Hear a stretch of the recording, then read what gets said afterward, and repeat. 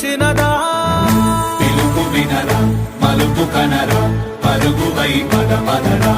గుండె దాటుకుని పండుగైన కల పసిడి దారులను తెరిచినదా రుణము తీర్చే తరుణమినిరా కిరణమై పదపదరా ఓ ఏమి వదిలి అటు కదులుతోందమది మాటకైన మరి తలచిన